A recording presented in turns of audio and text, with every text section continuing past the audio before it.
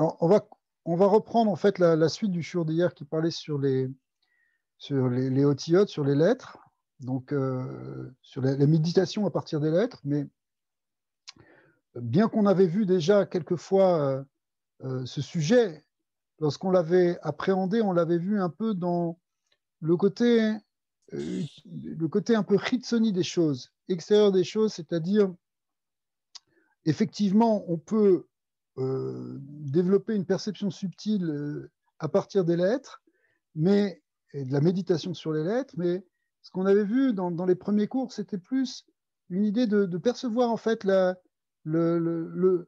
lumière subtile, le corps subtil, un peu l'aura qui se dégage à partir des lettres. Après, on peut transférer sur autre chose, arriver à développer notre vision pour voir le côté subtil. Ce qu'on a vu hier, c'est une autre approche. C'est une approche plus pour comprendre en profondeur le shoresh des choses, c'est-à-dire la racine et le message profond, et en particulier, ça peut être sur la connaissance de soi ou sur la connaissance d'autrui, avec évidemment, vous vous rappelez, on avait vu cette petite introduction qui disait que tout ça, c'est les tzadikim qui font ça, ils le font de manière totalement désintéressée, uniquement pour aider les gens, et pas par curiosité de connaître ou de faire ou de prouver quoi que ce soit. Mais il y a cette idée ici d'aller, de toucher le sol, de toucher la profondeur. Et si vous voulez, ici, je pense que dans les cours qu'on fait là en ce moment, là, le cours qu'on a fait hier, le cours qu'on va faire aujourd'hui et peut-être encore demain, enfin la prochaine fois, je pense qu'on est au cœur là même de la science des lettres, qui est elle-même une partie fondamentale de la Kabbalah. Et on touche vraiment ce qui est le plus essentiel, c'est-à-dire arriver à une forme de connaissance divine ou connaissance de Dieu, puisque c'est ça l'idée de connaître Hachem qui revient dans tous les versets. En fin de compte, ça a été développé par les Mekoubalim comme étant la compréhension la plus profonde qu'on puisse avoir lorsqu'on rentre dans le secret des mots, le secret des lettres. Bon, ça demande aussi, on a vu, on peut utiliser la connaissance des éléments, la connaissance des séphirotes, tout ça, mais ça veut dire, à travers cette connaissance des lettres, on va toucher l'essence, on va toucher la compréhension la plus profonde. Et ça, c'est d'une certaine manière la vraie finalité de la Kabbalah. Hein. La Kabbalah, c'est pas toutes sortes de choses ou tout ce qu'on peut imaginer. C'est réellement d'arriver à connecter avec la lumière divine, c'est-à-dire connecter avec Dieu, avec la source divine. Mais une des manières, c'est justement par le véhicule le plus essentiel, on pourrait dire, c'est justement, ce sont les mots, et les mots sont composés de lettres. Ici, on parle de lettres sacrées qui propagent et qui transmettent une connaissance ésotérique très, très profonde, mais qui peut être vécue directement. On perçoit les choses, on comprend, on, on ressent le message, et on le perçoit comme une connaissance de soi et une connaissance du monde. Hein, on a parlé hier du Massé Bereshit, on touche le secret de la création, et on peut trouver même le secret de la Merkava, c'est-à-dire le secret de la compréhension de la dynamique de ce qui se passe dans l'existence et dans notre monde et dans tous les mondes et en nous. Et tout ça, ça correspond à ce qu'on appelle le Maaseh Merkava. On va revenir là-dessus. Peut-être le mieux, c'est de reprendre directement le texte maintenant. Voilà. Alors, une seconde. Voilà. On en était là. Il avait donné des exemples sur l'idée, vous vous rappelez, des 4 éléments qui sont liés avec les lettres. Maintenant, on va expliquer un klal c'est-à-dire un principe qu'on retrouve dans toutes les lettres. Venatril biur shebechol ot. Beor shebechol ot. Excusez-moi. On va commencer par l'idée de lumière qui se trouve dans chaque lettre. Ine bechol ot yesh bechinat or pnimi ve or chitzon. Alors ça, c'est un grand principe que vous qui êtes déjà habitué un petit peu à la Kabbalah, c'est que dans ce qu'on appelle un keli, dans un réceptacle, qui peut être une séphira, eh bien, il y a toujours ce qu'on appelle un or pnimi, un or makif. Bon, pour donner un exemple, si je prenais ce verre qui n'est évidemment pas c'est quelque chose de très physique là, mais c'est pour donner un exemple dans quelque chose de spirituel, il y a une lumière qui peut rentrer à l'intérieur, ça peut être un contenant, et il y a ce qui ne peut pas rentrer ou ce qui déborde et qui va entourer l'extérieur. Alors, dans les lettres aussi, on va parler d'une lumière qui va être à l'intérieur de la lettre, qui est cachée dans la lettre, et une lumière qui ne rentre pas dans la lettre, qui est makif, qui est chitson. Alors, pourquoi on dit ça? Parce qu'en fait, il y a deux manières d'envisager les lettres. Ici, on va les envisager, enfin, il y en a beaucoup plus, en fait, des manières, hein, mais ici, on va envisager deux manières principales qui sont selon la pnimiut de la lettre ou selon la chitsoniut de la lettre. C'est-à-dire, la chose la plus essentielle, la plus profonde, est la chose qui se manifeste à l'extérieur. C'est ça le ptimi et le chitson ici. Plus que hors pnimi, hors makif, il faut parler plutôt d'intérieur et d'extérieur. Et on a donc, quand on regarde une lettre, on peut regarder son message intérieur ou son message extérieur. Pour l'instant, on ne voit pas très bien, mais avec les exemples, on va essayer de comprendre un peu plus. Alors, l'idée est la suivante. Vine, kol hot les filles sidra befedera elef bet mekabelet aura les filles shne sdarim shani. En fait, essentiellement ici, on va utiliser une clé qui est deux alphabets. Hein, vous allez me dire, ben, l'alphabet, il n'y en a qu'un, c'est Aleph, Bet, Gimel, Dalet, et c'est vrai. Mais les Mekoubalim utilisent plusieurs manières de classifier les lettres. Il y a, parmi toutes ces manières, ici, il y en a deux qui vont être essentielles dans la compréhension de ce dont on parle maintenant, et qui vont être, d'une part, la classification qu'on appelle Amash, Emesh, Beget, Kaporet, etc. Je vais vous montrer en gros, qui correspond à la classification des lettres telle qu'elle est donnée dans le Sefer Yetzira. Le Sefer Yetzira divise les 22 lettres de l'alphabet hébraïque en 3 groupes. Le premier groupe, qui est composé de 3 lettres, s'appelle, on appelle ça les 3 lettres mères. Ouais. Les 3 lettres mères, ça veut dire ces 3 lettres qui sont des principes. Mère, comme on dit, père ou ave, qui veut dire des principes. Ouais. Alors, on va les regarder. On va les regarder là-dessus, peu importe. Hop là. Donc, vous voyez, ici on va regarder le haut du tableau. Ne regardez pas pour l'instant ce qui est en dessous parce que ça va être la suite. Donc, en haut du tableau, on a dessiné, j'ai écrit les 22 lettres telles qu'elles sont écrites dans l'ordre du Sefer Yetzira. Vous n'êtes peut-être pas habitué à ça, mais pour ceux qui connaissent un peu ce Sefer qui est fondamental, eh bien, on voit 3 groupes se dessiner. Un premier groupe de 3 lettres, qu'on appelle les 3 lettres mères, parce que c'est les 3 lettres principielles, celles qui sont à l'origine des autres, ou qui sont, si vous voulez, un peu comme on dit, par exemple, dans les travaux de Shabbat, on dit qu'il y a les avot melachot, c'est-à-dire les principes des travaux, et les autres en découlent. Eh bien, c'est comme si de ces 3 lettres découlent les autres lettres. D'accord? Donc, ce sont des mères, au sens où elles sont le principe, la source, la racine.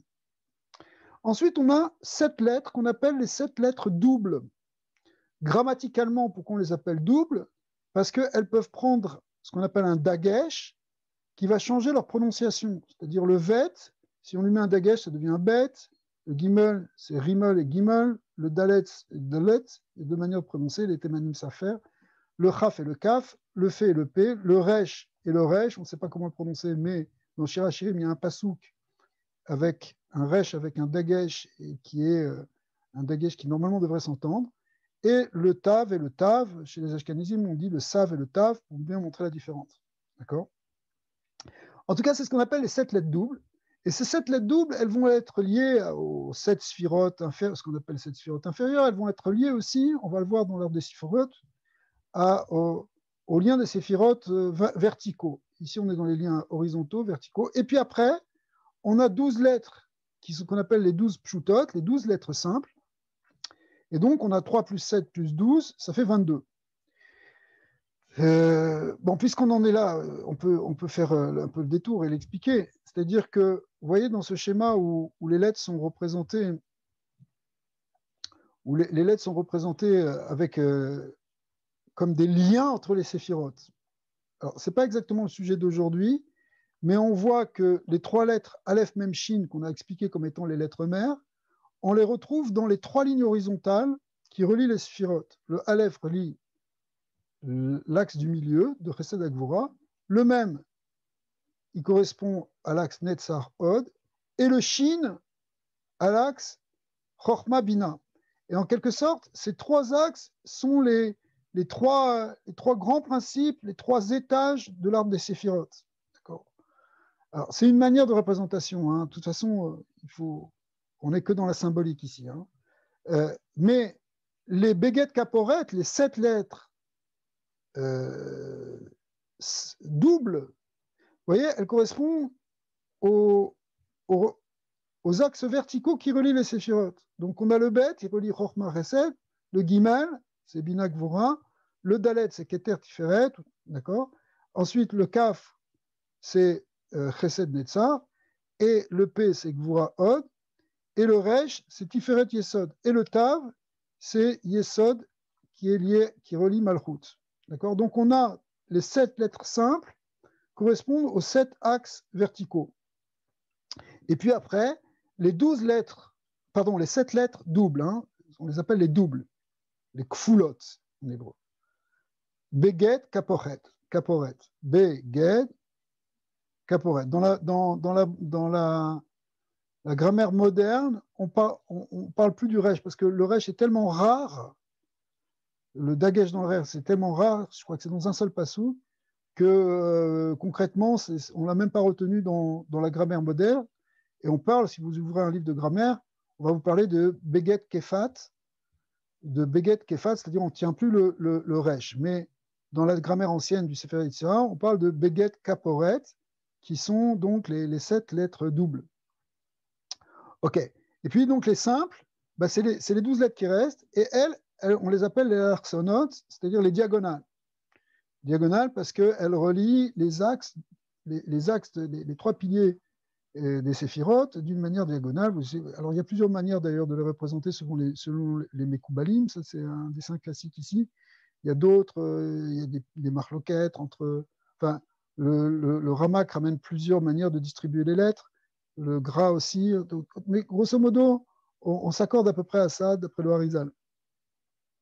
Alors, l'idée, en fait, c'est que cet ordre-là, on ne va pas trop développer cette idée-là de MH, tout ça, bien qu'en fait, il faudrait faire des cours pour faire des cours entiers sur, peut-être on fera ça plus tard, des shurim sur Sefer Yetzirah, c'est tellement nifla. Mais grosso modo, cet ordre des lettres, qui est donc celui qu'on a appelé MH, Beget Kaporet et la suite, en fait, ça c'est cet ordre qui est donné par le Sefer Yetzirah et qui correspond à ce qui relie les séphirotes. Eh bien, cet ordre-là, il correspond à un ordre intérieur profond des lettres. C'est comme si le fait de placer les lettres dans cet ordre-là, ça révèle le côté le plus profond, le plus intérieur des lettres. Oui. Alors qu'il y a un second ordre qui est symbolisé par un autre alphabet. Alors, on l'avait vu dans des cours précédemment, c'est celui qu'on appelle, dans le langage des kabbalistes, le Haïk Bakar. D'accord. C'est quoi Haïk Bakar? C'est une manière de distribuer les lettres selon les séphirotes. Alors, c'est très facile avec les 10 premières lettres, c'est-à-dire que les 10 premières lettres correspondent aux 10 séphirotes. Donc, le Aleph correspond à Keter. Bon, il y a marqué Malchut aussi, mais c'est pas grave, on expliquera après. Le Aleph correspond à Keter, le Bet correspond à Chochma, le Gimel à Bina, Dalet Chesed, etc. D'accord. Et donc, on a ici les 9 premières lettres, mais la 10e lettre, eh bien, comme on n'a que 10 nombres, ça recommence, elle devient la première maintenant des dizaines. Ici, on avait les unités, maintenant on a les dizaines, parce que n'oubliez pas que les lettres ont une gematria, et que le Yud vaut 10. Ici, on avait 1, 2, 3, 4, 5, 6, 7, 8, 9. Mais ici, on passe dans les dizaines, c'est-à-dire 10, 20, 30, 40, 50, etc. Et en fait, si vous voulez, la deuxième ligne de ce tableau, elle représente à nouveau les 10 séphirotes, mais au niveau des dizaines. Et puis, il y a une troisième ligne qui va être l'ordre des centaines. Et le kouf, effectivement, il vaut 100. Donc 100, c'est comme le 1, 10, 100, c'est l'unité, mais au niveau des centaines. Enfin, c'est le 1 au niveau des centaines. Et puis, le resh, lui, il vaut 200. Donc c'est le 2 au niveau des centaines. Ici, on avait 2, 20, 100.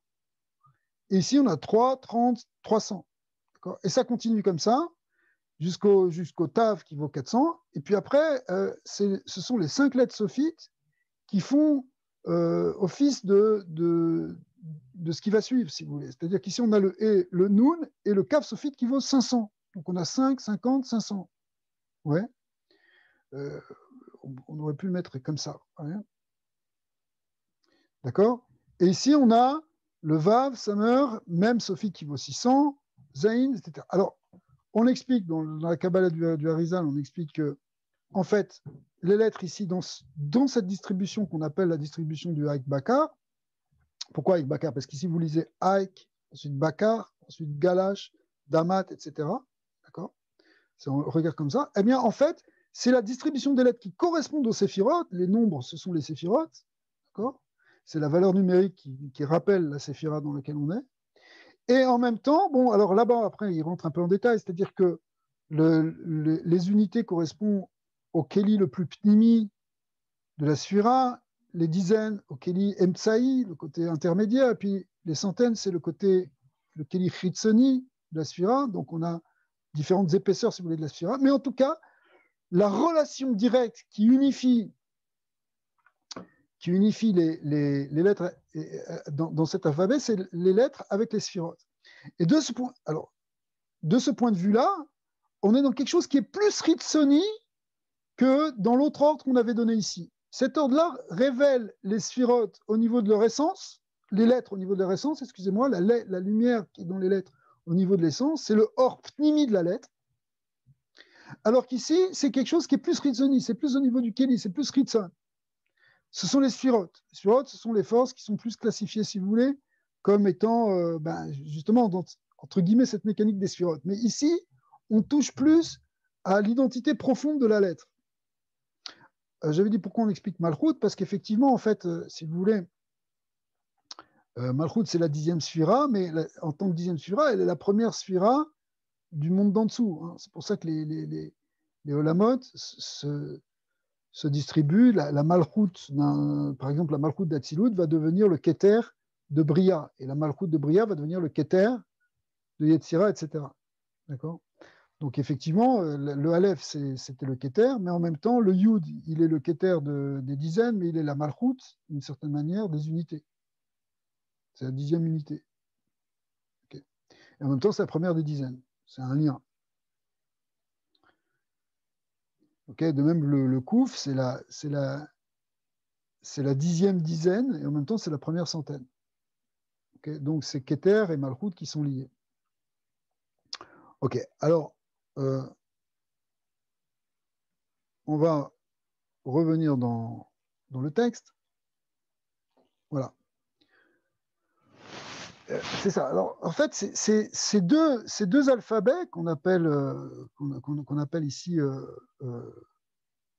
Emesh, Beget Kaporet, et d'autre part le Haïk Bakar, hein, c'est leur nom de code, eh bien, ils sont les deux aspects à la fois de la pnimiut et de la chitzoniut, c'est-à-dire de l'intérieur et de l'extérieur des lettres. Alors ça va nous intéresser dans notre approche, parce que quand on va regarder une lettre, eh bien, ce sont des clés, ce sont des informations qui peuvent nous donner, qui nous sont données, qui peuvent nous aider à comprendre le message profond qu'il y a dans une lettre, et donc dans un mot, ou dans le nom de quelqu'un, ou dans notre nom.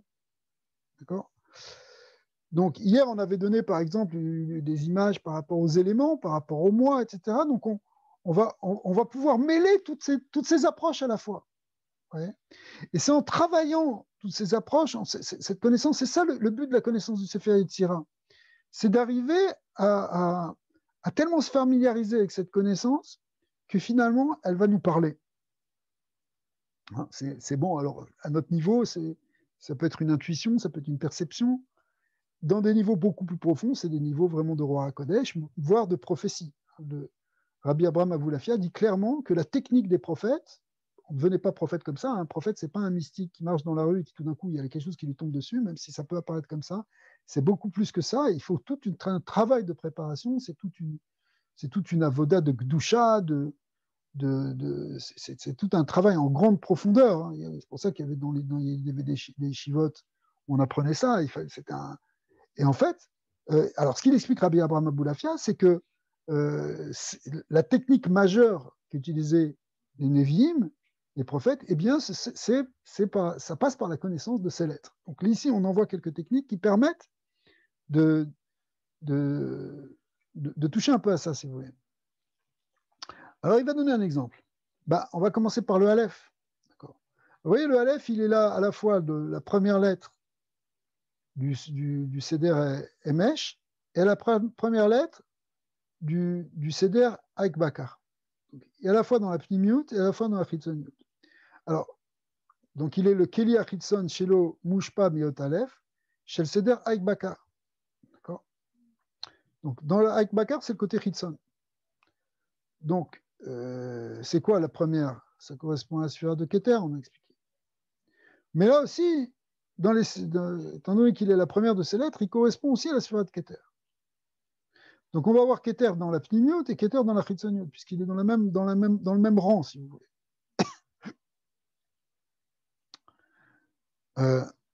Lachen gam bepnimi ve gam bechitzon mitgale bechinat or Keter. Donc le Aleph, c'est vraiment, que tu le regardes à l'intérieur, que tu le regardes à l'extérieur, c'est vraiment la lumière de la sphira de Keter. C'est le Keter qui brille. Comme c'est connu, qu'il y a Aleph ou Keter, le mot Aleph qui s'écrit aussi qui s'écrit Aleph Lamen P aussi, c'est quelque chose de très connu. C'est en permute, ça fait Pélé. Pélé, ça veut dire la merveille. La merveille, c'est la sphira de Keter. C'est quelque chose qui est au-delà, qui transcende totalement. En tout cas, Aleph, c'est Keter. Aïnou, Sha'or Deot Aleph, ou Bechinat Argasha Telokut Bedargat Ta'anug. Alors maintenant, il donne la traduction de ce mot qui est un peu symbolique. Keter, ça veut dire une couronne. Donc, qu'est-ce qu'on fait avec le mot couronne? On ne fait rien pour l'instant. Mais, par contre, si on sait à quoi ça correspond au niveau de la Neshama, au niveau de la Avoda, ça c'est une approche plus, déjà, on utilise des éléments de la Chassidoute, eh bien, on va dire que le Inyan du Keter, ça correspond au Ta'anoug. C'est quoi Ta'anoug? C'est le plaisir. Pourquoi c'est le plaisir? Pourquoi Keter, c'est le plaisir? Parce qu'en fait, si vous voulez, la première sphira, bon, c'est celle qui est au-dessus, c'est celle d'où tout dépend. On a dit c'est Keter. Mais en fait, dans les sphirotes, si vous voulez, en dessous, on va voir Chochma, on va voir Bina. Là, on fait marcher l'idée d'intelligence, de réfléchir. Sechel, avec différents aspects entre Chochma et Bina, on a déjà parlé. Mais Keter, c'est ce qui est à la source de tout ça. C'est la source de toutes les sphirotes. Alors, quel rapport avec le Ta'anoug? Pourquoi les kabbalistes ont dit que c'est lié avec le plaisir et le désir? Parce qu'en fait, la réponse, elle est simple. C'est que la motivation première de tout ce qu'on va faire, de tout ce qui va nous faire qu'on essaie d'exister, qu'on essaie de se mouvoir même dans l'existence, en fait, essentiellement, c'est une motivation de plaisir ou de déplaisir d'ailleurs. C'est-à-dire que, je vais prendre un exemple. Si tu veux construire une maison, alors, il va falloir passer plusieurs étapes. C'est un peu un symbole qu'on dit. Tu vas d'abord avoir l'image globale de ta maison, c'est Chochma. Après, tu vas faire appel à Bina, c'est-à-dire tu vas commencer à analyser les choses, à séparer les choses. Il va falloir faire comme ça, tu vas commencer à penser les choses. Et après, tu vas commencer à rentrer je sais pas, par exemple, dans la relation que tu as avec des gens pour construire ta maison. Donc, il va falloir que tu mettes de l'amour dans la construction de ta maison, mais aussi de la rigueur. Si tu mesures pas bien les choses, si tu tiens pas ta ligne droite, si tu n'as pas un bon fil à plomb, s'il te manque de la gvura, ta maison ne tiendra pas longtemps. Tiferet, il faut aussi trouver l'équilibre, il faut qu'il y ait une certaine ergonomie dans ta maison, tu ne vas pas faire n'importe quoi. D'accord? Donc il va falloir que tu penses à disposer les choses comme il faut. Netzar, il va falloir que tu sois persévérant dans ce que tu fais. Parce que il y a des moments où tu vas te décourager, des moments où c'est pas évident. Il va falloir que tu sois reconnaissant, que tu associes la présence divine dans ce côté matériel que tu es en train de faire. D'accord? Yesod, il va falloir que tu sois aussi, tu mets des principes forts pour construire cette maison. Cette maison, ce n'est pas la construction matérielle seulement, c'est aussi ce que tu vas y mettre comme Kdusha. Vous savez, quand on construit un Beth Knesset, par exemple, construit une synagogue, on se réunit et dans les fondations, dans le Yesod, c'est la fondation, on met un shtar, on met une ketouva, où les gens de la ville mettent leur engagement à construire cette synagogue. Quelque sorte, ils s'investissent personnellement pour que cette construction soit après selon le principe de la Kedusha. Ça, c'est Yesod. Et puis à la fin, Malchut, c'est quand les choses vont se réaliser concrètement et que tu vas pouvoir rentrer dans ta maison. Dans ta maison, tu vas pouvoir t'asseoir maintenant et tu vas pouvoir faire Kiddush. Tu es arrivé à la réalisation concrète de ce qui était dans ton idée première. Mais avant cette idée première, qu'est-ce qui t'a motivé? Un désir, un ratson. Et Keter, c'est le ratson. Mais, quand on va un peu plus loin, qu'est-ce qui est le pnimi du ratson, la profondeur du ratson, le désir? Qu'est-ce qui motive ton désir? En fait, c'est un motif. Alors, le date, non, le date, ça va être plus la chitzoniut du Keter. Le date, il n'est pas dessiné dans cet arbre des séphirotes, mais c'est pas très grave. Le date, c'est déjà, le date, il vient après l'union de Chorma Bina. Il est lié avec Keter, il est là normalement, là où est dessiné le dalet. C'est-à-dire, il vient de l'union de Chorma Bina et va exprimer ce qui était dans le Keter. Oui. Mais la pnimiut de Keter, qu'est-ce qu'il y a derrière le Keter? Qu'est-ce qu'il y a à l'intérieur? En fait, c'est un principe de plaisir. C'est ce qu'on appelle le ta'anoug. Pourquoi? Parce que ce qui motive vraiment, c'est que tu as envie d'être sous un toit. Parce que dehors, quand tu n'as pas de maison, ben, il fait froid, surtout ici au Canada. D'accord? Donc, comme tu as un déplaisir à rester dehors et que tu as un plaisir à rester dedans, c'est ça qui va être le cœur de ta motivation du Ratson. C'est-à-dire, la Sfirat Keter, on peut l'appeler Ratson, mais la pnimiut du Keter, c'est à nous. Ratson voulant dire le désir, et le Tanouk voulant dire le plaisir. Donc l'idée de plaisir, c'est quelque chose qui est tout à fait fondamental. Hein. Dans l'univers, ça nous paraît être un luxe, de plaisir. Que ça te plaise ou que ça ne te plaise pas, il faut faire des choses. Mais cependant, fondamentalement, c'est ça le moteur essentiel même de l'existence. On pourrait dire même même dans toutes les créatures, même dans les animaux. C'est ça qui motive. Pourquoi un animal il fuit le feu? Parce qu'il y a un danger, parce qu'il y a une douleur, il y a le contraire du oneg. Le contraire du oneg, dit le Sefer Yetzirah, c'est la néga, c'est la souffrance. Donc c'est soit la souffrance, soit le plaisir. Le plaisir, c'est pas simplement le plaisir au sens luxueux dont on parle maintenant, mais c'est ce qui est au cœur, si vous voulez, de ce qui fait exister. D'ailleurs, quand quelqu'un il a plus de goût, il n'a plus de plaisir dans la vie, il perd sa motivation, donc il perd son ratson. Donc une fois qu'il a perdu et le plaisir et la motivation, il n'a plus de keter. Mais s'il n'a plus de keter, ben, il n'y a plus rien qui suit.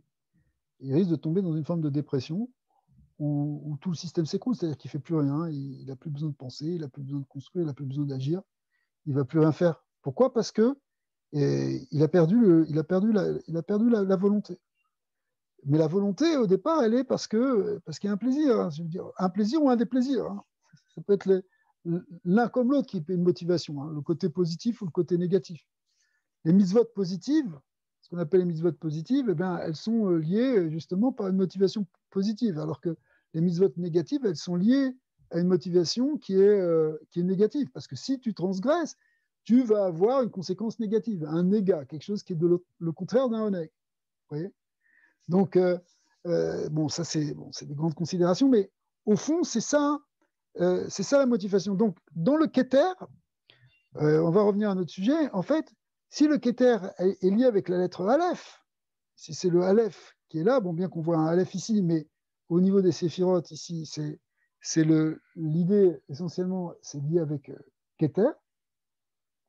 Eh bien, donc, dans le Aleph, il y aura cette manière de servir Dieu, par exemple. C'est des exemples, après, chacun peut travailler. De servir Dieu, c'est comme ça qu'on en parle beaucoup dans la Chassidoute, avec un principe de Oneg. C'est quoi le principe de Oneg? Ça veut dire pourquoi une âme, elle cherche à prier et à rentrer en dvékout. C'est parce qu'elle cherche le ta'anoug amiti, le plaisir véritable de l'union avec Hachem. C'est ça qui motive fondamentalement un cours comme aujourd'hui. C'est-à-dire, pourquoi on est intéressé par la Kabbale et la Pnimiut? C'est parce qu'on cherche ce Oneg de la proximité avec la lumière divine. Et ça, c'est représenté par le Aleph. Donc, si le Aleph, il est une lettre qui intervient de manière majeure, par exemple, dans un nom, eh bien, ce sera une indication. Vous voyez? Et alors, hier, on a donné l'exemple que dans Aleph, à un niveau plus simple, on retrouvait la notion de Ahava. Ben oui, dans l'amour qu'on a pour Hachem, il y a ce plaisir qui est là au fond, qui est central, qui est la première lettre du mot Ahava. Même chose pour le mot Echad. L'idée de Echad, c'est pas simplement un nombre, un. Quand on dit un, c'est pas simplement un, c'est pas simplement un nombre, c'est au contraire, Echad velo bechouchban, ça représente l'unité primordiale, et cette unité, elle est la source de plaisir, alors que la séparation, la coupure, c'est la source de la souffrance. Dans l'union, il y a le bien, il y a le bien-être, il y a le tov amiti, il y a le plaisir, le oneg. Alors que, au contraire, la nega, oneg et nega, ce sont trois lettres qui, se permutant autrement, écrivent un mot qui est complètement contraire. Oneg, c'est le plaisir, nega, c'est la souffrance. Eh bien, la souffrance, elle vient du fait qu'il y a une rupture de l'unité. La Jvirat Hakelim, la brisure primordiale des séphirotes, elle représente cette rupture dans l'unité primordiale. Et quand il y a cette rupture, eh bien, c'est ça qui génère le mal. Le mal vient de cette cassure, vient de la Jvirat Hakelim. C'est-à-dire que le fait d'être décollé d'Hachem, d'être coupé de lui, eh bien, c'est la source de tous les problèmes et de toutes les souffrances qui existent dans l'univers. C'est la source de l'exil. L'exil, c'est la séparation. Mais l'exil, c'est pas simplement l'exil d'Israël ici, c'est l'exil même du monde qui est quelque part séparé d'Hachem, ou du moins en apparence, parce que à un niveau plus profond, rien n'est vraiment séparé, puisque l'unité, elle n'a pas été affectée, mais extérieurement, ça a l'air que c'est affecté, et c'est là qu'il y a une souffrance. Et d'ailleurs, puisqu'on fait ça, bon, je parle d'un sujet sur un autre, mais puisque justement, intérieurement, il y a toujours cette unité, c'est en retrouvant cette unité profonde, telle qu'elle est au fond, puisque rien n'a été jamais séparé de Dieu du point de vue absolu, puisque Dieu est infini, donc rien ne peut sortir de lui, eh bien, en retrouvant par un travail spirituel cette unité symbolisée par le Aleph, eh bien, on peut retrouver ce ta'anoug, on peut retrouver ce plaisir et sortir de la souffrance. Bon, ça on dit ça comme ça sur un pied, un sujet qu'il faut développer, mais comme je sais qu'ici il y a des gens qui ont déjà travaillé sur ce sujet, on peut le dire un peu rapidement. Mais donc, le principe d'unité est lié ici avec la notion de ta'anoug. Alors, donc, qu'est-ce qu'on va en faire? Ou Bechinat Argashat Elokut Bedargat Ta'anoug. Donc, en fait, le Aleph, il correspond au ressenti du divin au niveau du ta'anoug, du plaisir de l'âme qu'elle a de s'unir avec son créateur. Bebechinat ani ve'ayin betzavta chada. Alors ça, c'est une autre expression qui est très intéressante, qui est que dans l'union de Keter, il y a une union, tzavta, ça veut dire une union, entre le ani, ça veut dire le je, et le haïn, qui veut dire le non-être, d'accord, ce qui n'est pas. Hein, vous vous rappelez cette idée-là de Bitul Hayesh, où on voulait arriver à ce que le Hani redevienne un Haïn. Ils s'unissent avec le Haïn. Quand on veut faire le Bitul Hayesh, c'est quoi le Bitul Hayesh? C'est-à-dire, c'est qu'on a un yesh. Un yesh, c'est ce qui nous fait dire « je suis ». Alors, tant qu'on dit que je suis, ça va, mais le problème, c'est qu'on dit après beaucoup de choses. On dit « je suis comme ci, je suis comme ça ». Et en fait, bon, derrière ce yesh, il y a tout l'orgueil, tout le gonflement de la personnalité. D'accord. Alors, on a vu que si on veut progresser spirituellement, en particulier vers la saga, si on veut se rapprocher d'Hachem, ça passe toujours avec une notion de bitoul, d'annuler notre ego, d'annuler ce yesh. Alors d'abord, c'est un bitoul de l'ego, on pourrait dire de l'ego grossier, là, celui qui fait qu'on se prend pour autre chose que ce qu'on est. D'accord. Donc ça, il faut l'affiner. C'est le premier niveau de bitoul yesh. Mais après, on avait vu que ce bitoul yesh, il va d'une manière même plus radicale, puisque le yesh doit disparaître dans le haïn, il doit s'annuler, c'est-à-dire l'existence de notre yesh doit s'annuler dans l'existence divine. À un moment, arrête de dire je, puisque le vrai qui pourrait dire je, c'est Hachem. Lui, il peut dire Ani Hachem Elokechem. Lui, il peut dire je suis celui qui vous a sorti d'Égypte. Mais toi, qu'est-ce que tu es? Si tu réfléchis bien, au fond, tu n'existes à chaque instant que parce que Dieu te fait exister. Yesh mi haïn.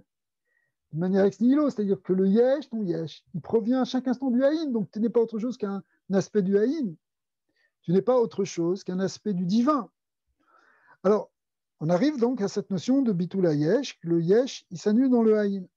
Mais il y a un moment où, lorsqu'on est un tzaddik, bon, alors peut-être on n'est pas encore là, mais où le yesh et le haïn se rejoignent. C'est-à-dire que un tzaddik, il est tellement annulé dans le haïn que quand il dit je, c'est le je divin qui parle. Vous vous rappelez, on avait vu ce concept.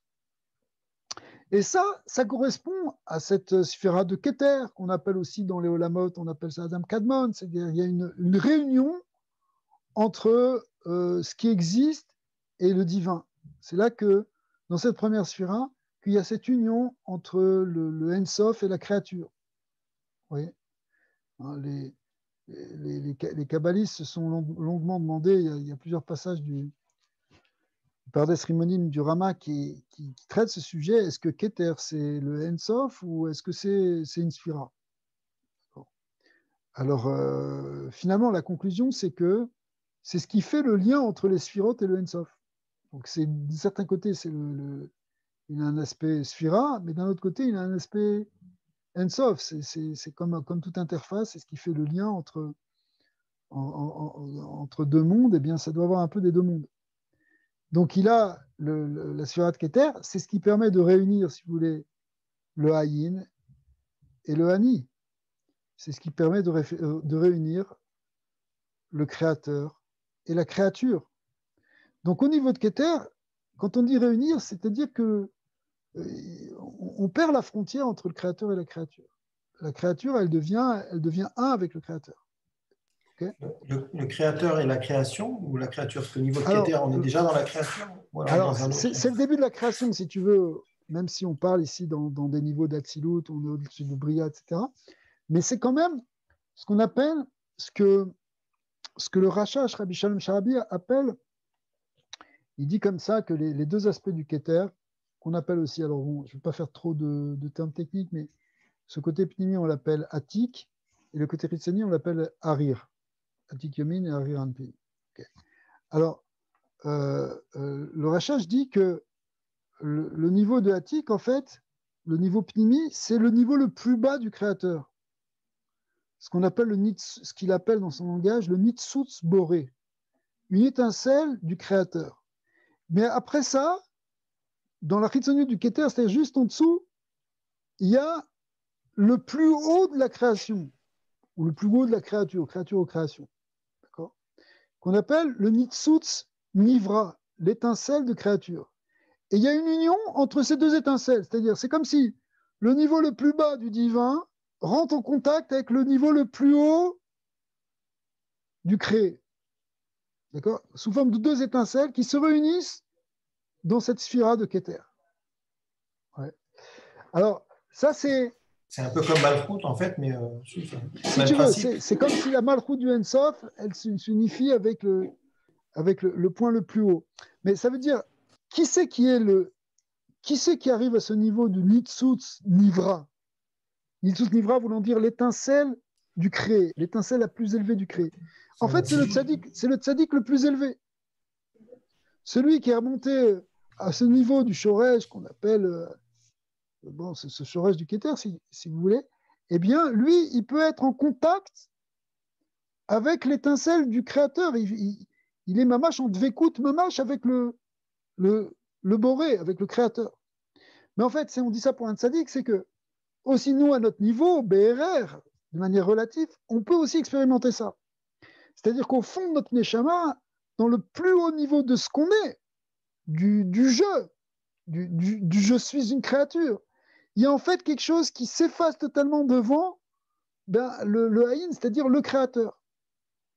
Notre shoresh neshama, notre âme divine, si tu veux, tout ça c'est des mots un peu, mais c'est-à-dire le plus profond de notre être, il est déjà en dvekout avec le créateur. Et d'une certaine manière, le travail spirituel, c'est d'arriver à retrouver cette étincelle, à la développer, à l'incarner, à la réaliser. Parce que lorsqu'on la réalise, eh bien, on fait un avec, on retrouve dans l'unité, qui est l'unité justement du Keter. C'est pour ça que le Keter est symbolisé aussi par la lettre Aleph, qui veut dire un. D'ailleurs, dans la beauté en fait de cette lettre Aleph, ouais, hein, j'ai pas un gros Aleph ici, mais on pourrait faire d'ailleurs, voilà. On pourrait faire ça d'ailleurs. Voilà. On pourrait dessiner ici. Ouais, bon, peu importe. Bon, si on regarde le Aleph, bon, je ne l'ai pas. Voilà, c'est pas grave. Ce qu'on va faire, c'est ça. Voilà. OK.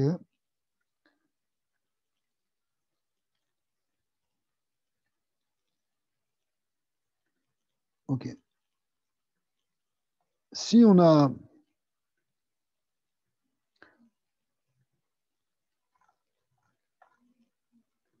Voilà, on pourrait le faire même plus gros. Bon, on s'amuse comme on peut, hein. OK, alors. Voilà. Vous voyez, dans ce Aleph, la lettre Aleph, ici, elle a à la fois, un Yud en haut et un Yud en bas. Donc, elle a un Vav ici qui relie les deux. Donc, l'idée du Aleph, c'est qu'en fait, le Aleph, il réunit les deux plans, à la fois le plan divin et à la fois le plan humain. Ouais. Ça réunit Mamash, c'est un yichoud entre ce qu'on appelle le Haïn et le Hani. Le Hani étant la créature, le Haïn étant Dieu, si vous voulez. D'accord?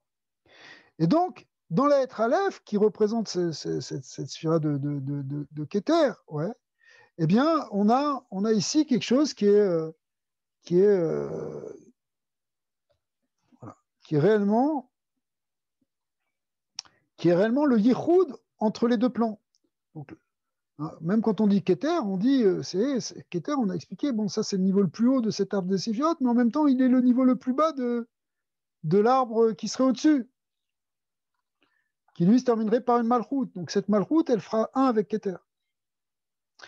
Donc tout ça, c'est dans cette idée de Keter, d'union entre le haut et le bas, de ce qu'il y a ici entre le plan supérieur et le plan inférieur. C'est lié avec, c'est symbolisé par cette lettre. Quand tu as dit le plan inférieur ou supérieur, tu parles d'un autre monde, par exemple, Keter d'Atsilut ou Keter de. Alors voilà, par exemple, ce qu'on a dit, ça veut dire, si tu veux, ce Yud-là, il représente le monde créé, et ça représente le monde divin. Et le Aleph fait l'union entre le divin et le créé. Et ça correspond effectivement à la Sphira de Keter. Donc la lettre Aleph, elle va représenter un service divin, par exemple au niveau de la Avoda, si on veut ramener ça. Elle va représenter quelqu'un qui est dans ça veut dire un bitoul qui vient avec un ta'anoug, quand l'âme elle rentre dans une telle extase de plaisir avec Hachem, d'accord, qu'elle touche le yichoud avec Hachem. Et il y a les sadikim qui arrivent à servir Dieu avec ça en permanence. Alors, ils ne le montrent pas forcément à l'extérieur, mais ils sont tout le temps dans cette délectation du yichud avec Hachem. Tu vois? C'est quoi le lien avec le fait que ça soit aussi le Vav avec les deux Yud, que ça fasse Yud Kevav Ke 26?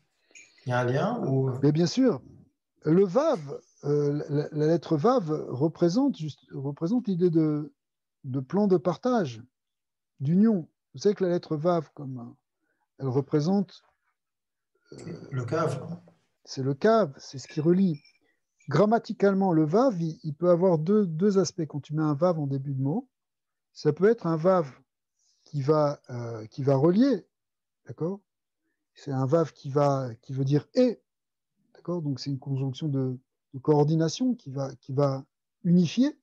Si je dis ceci et cela, je vais mettre un Vav pour dire ça, d'accord? Ouais, donc le Vav, il va à la fois relier, et aussi c'est le Vav, ce qu'on appelle le Vav conversif, c'est-à-dire le Vav qui va transformer le présent en futur, le passé en futur ou le futur en passé. Tu connais cette règle de grammaire. Ouais. Donc si tu prends un verbe écrit au passé, mais si tu mets un Vav devant, il devient un futur. Et inversement. Donc le Vav, c'est ce qui relie, c'est une coordination, c'est ce qui relie, et c'est ce qui fait passer d'un plan à l'autre. C'est ça la conversion, ici, du passé au futur. Il fait passer quelque chose qui était en haut en bas, ce qui était en bas en haut, un peu comme un miroir. D'ailleurs, le Zohar, dans les Tikkuné Zohar, le Vav du Aleph représente le plan de réflexion des eaux, si vous voulez. C'est un peu comme tu regardes un lac. Ouais. En fait, si tu regardes un lac, imagine que tu as le soleil au-dessus du lac, mais se reflète dans le lac le soleil. Donc si tu regardes le lac, tu vas voir à la fois, tu vas voir deux fois le soleil. Tu vas le voir en haut, dans le ciel, et tu vas le voir en bas, dans l'image du ciel qui se reflète dans le lac. Donc c'est l'idée de miroir. Et ce miroir, effectivement, c'est que ce Vav, eh bien, il reflète ce Yud qui est en haut, il le reflète en bas. Parce que le monde d'en bas est le reflet du monde d'en haut. D'accord? Et inversement, en regardant le monde d'en bas, tu peux retrouver le monde d'en haut. C'est-à-dire que en regardant les choses au niveau Gashmi, eh bien, tu peux retourner vers la source. C'est ce qu'on essaie de faire aussi. Et en même temps, en comprenant les choses dans leur source, tu peux comprendre comment elles s'appliquent en bas.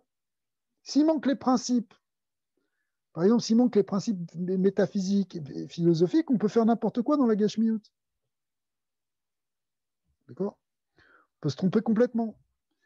C'est ce qui peut arriver, par exemple, dans un monde qui s'est détaché de ses racines, une civilisation qui se coupe de la sagesse, le Yud, la Chorma, la sagesse. Eh bien, dans le monde d'en bas, dans le monde concret, le monde de la politique, le monde de la vie des humains, eh bien, ça peut être un désordre total. Parce que ce monde d'en bas ne sera plus le reflet du monde d'en haut, puisqu'on a perdu la conscience du monde d'en haut. Inversement, à partir des choses de ce monde, et le regard que tu poses sur ce monde, ou la méditation des choses de ce monde, eh bien, tu peux retrouver des secrets sur le monde d'en haut. Donc, il y a un lien entre le haut et le bas, et on fait passer de l'un à l'autre en permanence. Et on doit unifier les deux. L'idée du yichud, de Dira Betartonim, tel qu'on en parlait hier, c'est que ce qui est en haut se reflète réellement dans le concret d'en bas. C'est-à-dire les notions divines, le divin, on veut le vivre dans le concret. Alors ça, c'est à un niveau individuel, au niveau de ta avoda, de réunir à la fois le divin et le créé, mais c'est aussi, au final, de réaliser ça sur Terre, dans le monde des hommes, que dans le monde des hommes, il y ait ce reflet. C'est ça l'idée de Mashiach. L'idée d'ère messianique et de Mashiach, et qu'on avait vivre même après Triat Hametim, c'est d'arriver à ce qu'il y ait un lien réel entre le monde d'en bas et le monde d'en haut, et que dans le monde d'en bas, il y ait l'expression de tout ce qu'il y avait dans le monde divin. Un petit peu ce qu'a fait Abraham aussi. D'ailleurs, ça commence par un Aleph aussi, son nom. Parce qu'il en méditant, il a trouvé Hachem. Absolument. En méditant, en voyant ce qu'il y avait en bas, il a compris ce qu'il y avait. Absolument. On peut retrouver ça dans le Aleph d'Abraham. Ouais. Et dans le Aleph même d'Adam aussi. Adam. Adam Arishon, c'est ce qu'il devait faire, c'était son programme. Il devait, dans le jardin d'Éden, faire une mitzvah, ou deux mitzvot, ça dépend comment on compte les choses, mais enfin, il devait faire ce qu'il devait faire le travail qu'il devait faire dans le jardin, c'était pour ramener Dieu dans le monde d'en bas. Il était déjà, la Shrina était déjà mais il fallait le dévoiler complètement. Le fait qu'il a fauté, alors la Shrina est remontée dans les cieux, et Avram, lui, a commencé à faire redescendre. Donc il a redonné ce yichoud. Adam, il devait finir ce yichoud. Ça n'a pas vraiment marché. Il a au contraire, au lieu d'amener l'unité, il a amené la séparation. Et Avram Avinu, comme tu dis que ça commence par un Aleph, eh bien Avram, au contraire, va commencer ce yichoud, va recommencer à amener l'unité dans la création. Il ramène Dieu dans le monde. Dieu a été oublié. À l'époque d'Abraham, alors on est polarisé par des images, par des idoles, mais qui nous relient pas avec l'infini. Abraham Avinu, il balaye tout ça et dit il faut reconnecter avec l'infini, il faut reconnecter avec celui qui est la source, avec le Haïn qui est derrière le Yesh. Ouais. Et le Haïn, ça s'écrit avec un Aleph, c'est Aleph Yud Nun.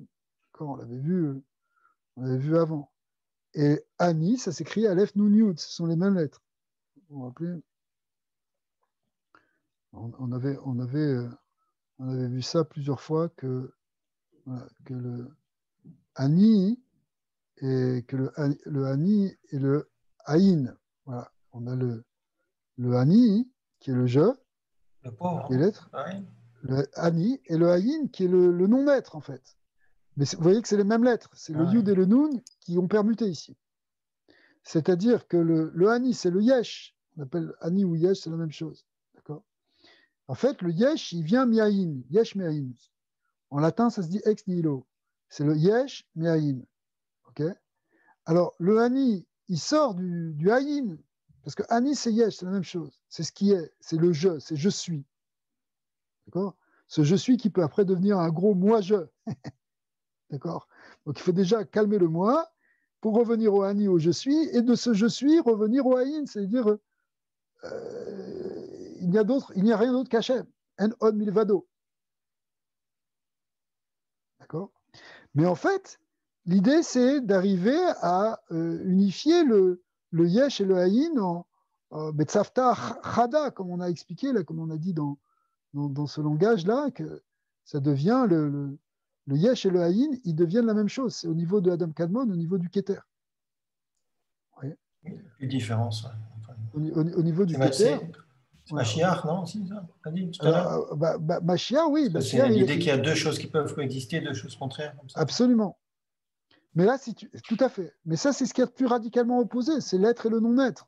Quand on dit non-être, c'est pas le non-être au sens de néant, ça n'a rien à voir. C'est justement c'est l'existence divine. Et en étant associé. En fait, le haïn, la meilleure manière de traduire le haïn, c'est que le haïn, c'est le divin.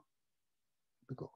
C'est-à-dire donc l'existence ou la création, elle fait un avec le divin et elle part. Alors ça peut se réaliser dans certains tzadikim qui sont là. Donc quand eux ils disent je, quand ils se permettent de dire Ani, en fait leur Ani il est leur Ani il est lui-même un Haïn.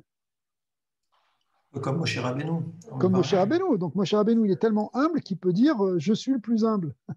C'est un paradoxe parce que si tu dis je suis le plus humble, normalement c'est une preuve d'orgueil. Mais il est tellement humble. Dans des varim, quand il dit. Quand on dit humble, c'est ça. Il écrit dans le Sefer Torah que il n'y a jamais eu d'homme plus humble que Moshe. Donc, tu pourrais dire que ça, c'est une grande preuve d'orgueil, puisque tu te prends pour qui tu te prends. Mais en fait, il peut le dire parce qu'il est véritablement humble. Mais qu'est-ce que ça veut dire qu'il est véritablement humble ici ? C'est qu'il il a tellement effacé son Ani devant son Haïm qu'il fait vraiment humble avec le Créateur. Ad Kedekar jusqu'à un point que Shrina Medaberet Mitor Grono, c'est la Shrina qui parle au travers de sa bouche. C'est ça le vrai tzaddik, si vous voulez. Enfin, c'est ça la vraie unité, peut-être, non ? Alors c'est ça le yichoud, tout à fait, c'est l'unité entre le créateur et la créature. L'humilité, la vraie humilité, c'est pas juste d'être haïn complètement, c'est plutôt d'être Ani avec haïn. Absolument. C'est ça la vraie humilité. C'est pas que ton Ani, c'est pour ça que, bon, même à un niveau plus simple, c'est l'humilité, c'est pas de penser qu'on est nul. Qu'on est nul au sens qu'on vaut rien, qu'on est un pauvre type. Ça, c'est pas de l'humilité du tout. C'est de la fausse humilité. C'est même, quand on creuse un peu, c'est une forme d'orgueil, parce que tu te prends pour quelque chose. Tu te compares à d'autres, et tu regrettes de ne pas être plus fort que l'autre, donc tu te prends pour quelqu'un de nul. Donc ça, c'est pas du tout de l'humilité, c'est de la fausse humilité qui est une forme d'orgueil, dit Rabbi Shimon Bar Yochai. La vraie humilité, c'est de savoir qu'on n'est rien d'autre que ce que Hachem nous fait être à chaque instant. C'est parce que Dieu nous donne l'existence à chaque instant qu'on existe. Et donc, notre existence ne trouve pas notre source dans notre moi, mais dans quelque chose qui est au-delà, dans le haïm. Et ça, c'est la vraie humilité. Quand il y a cette conscience-là que tout vient d'Hachem et que tu n'existes qu'au travers de la volonté d'Hachem et parce que Hachem te donne l'existence réellement à chaque moment, eh bien là, oui, là, on peut parler effectivement d'humilité. Alors, comme on va essayer de rester un peu humble, on va arrêter là pour aujourd'hui. Et donc, on a vu ici une lettre. Cette science des lettres, elle est infinie, on pourrait parler pendant des heures. La semaine prochaine, si Dieu veut, on va suivre le texte et il va donner quelques exemples avec d'autres lettres, avec la lettre et avec la lettre Chet, avec quelques lettres, et puis on pourra développer certains inyanim, si ça vous plaît toujours. Et si c'est bon, on continue. Il faut savoir encore une fois comment y arriver, quoi. Alors, comment y arriver? Comment y arriver pour ressentir toutes ces choses-là. Parce que là, maintenant, on le sait, mais... Alors, regarde, c'est sûr que c'est pas... c'est un grand principe. La spiritualité, au sens large du terme, c'est pas un truc de pochette surprise, de truc que tu achètes au grand magasin. C'est un travail. C'est obligé que c'est comme ça. Déjà, dans le monde physique, tu peux voir des choses comme ça. Tu ne vas pas devenir un champion de karaté si tu restes assis sur ton fauteuil. Il va falloir que tu t'entraînes pendant des heures et des heures. Les champions de tennis sont des gens qui travaillent, les grands musiciens sont des gens qui font 13 heures par jour, etc. Alors bon, nous, on ne va peut-être pas faire 13 heures de Kabbalah par jour parce qu'on va devenir fou. Mais en tout cas, hein, il y a une idée, petit à petit, de travailler. Voilà, on a vu des concepts sur les lettres Aleph. Et tu vas trouver d'autres études et réfléchir et méditer sur ces choses-là. Et méditer sur les lettres. Et petit à petit, au bout d'un long temps, ça peut prendre des années, petit à petit, ça va te parler de plus en plus. C'est un progrès, tu comprends? C'est un progrès qui fait que tu te familiarises. De même que il y a ça même dans l'étude de la Torah, même au niveau exotérique, dans l'étude de la Torah, plus tu vas étudier, plus tout d'un coup, tu vas commencer à comprendre la structure interne de la sagesse de la Torah et du Talmud. D'accord? Eh bien là, c'est la même chose. Tu vas travailler ces lettres, tu vas les méditer avec les enseignements des tzadikim, les enseignements qu'on a dans ces sfarim. Tu vas travailler sur la notion de sphiroth, sans t'emballer, sans trouver des choses qui sont non plus... Il faut rester dans ce que nos maîtres nous ont transmis, tu vois. Mais à force de faire ça, à force d'imprégner, de faire tourner ça dans ta tête, dans ton âme, à force de faire des tfilotes, à force de faire des avodotes, eh bien, finalement, ces lettres, elles vont te parler, tu vas comprendre la Torah à un autre niveau, tu vas comprendre l'existence à un autre niveau, tu vas avancer progressivement, tu vas gagner en sagesse, tu comprends? Donc, c'est sûr que c'est pas... voilà, là, on donne une clé, voilà, des éléments de méditation sur le Aleph, et c'est vrai, ça peut être vrai sur toutes les lettres. Il y a des Sfarim qui sont sortis là-dessus, il y a même des Sfarim qui ont été traduits là-dessus. Ouais, Tachem. Rabba. Simcha Rabba. Ok, alors, Béat Hachem, la suite de ce cours mardi prochain, si Dieu veut. Merci beaucoup. Avec plaisir. Merci, Daniel. Merci beaucoup. Avec plaisir. Avec.